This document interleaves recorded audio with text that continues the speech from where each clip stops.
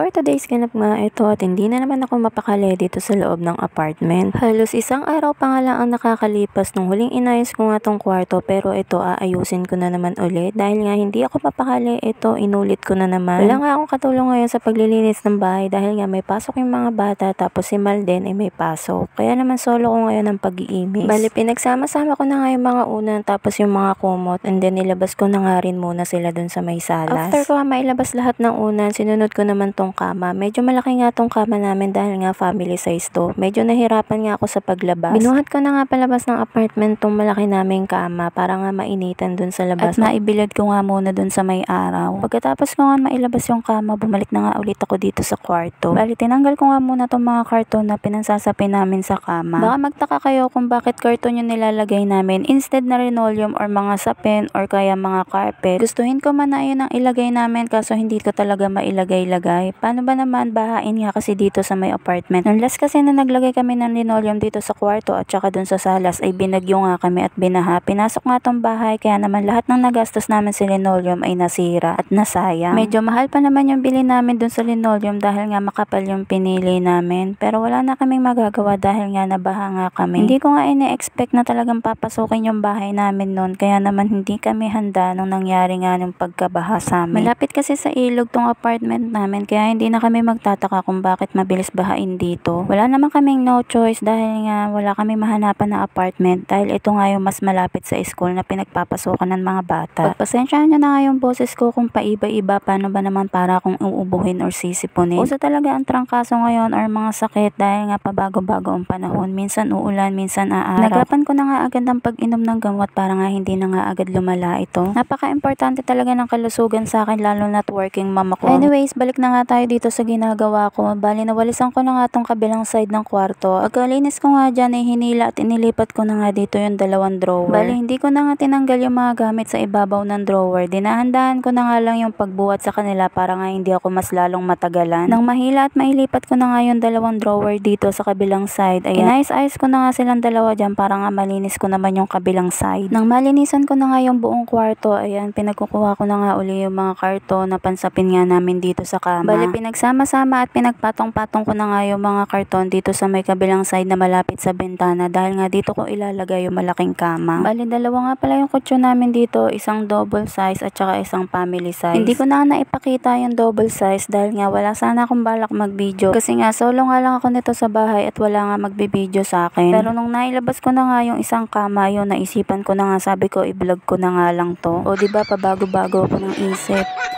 Nang mailagay ko na nga lahat ng karton dito sa kabilang side, kinuha ko na nga yung malaki naming kama dun sa may labas ng apartment. Bali pinagpagan ko na nga tong cover ng kama dun sa may labas at ayan, inayos ko na nga ng lagay dito sa may kwarto. At habang nag-aayos nga ako dito sa may kwarto, meron nga ako narinig dun sa may kusina na sirit ng tubig at talsik nga ng tubig. Dali-dali nga akong pumunta dun sa may kusina at nakita ko nga na natanggal na nga yung pinakagripo ng lababo. Halos hindi na nga ako magkanda o gaganon dahil nga hindi ko alam yung gagawin. Buti na nga lang dumating na yung mga anak ko galing school. Inutusan ko nga sila na sabi ko pihitin nga yung tubig ng metro doon. Kaso hindi nga daw nila mapihit dahil nga sobrang higpit. Bali nagtawag na nga lang daw sila ng tao doon para nga mayroong pumatay ng metro ng tubig.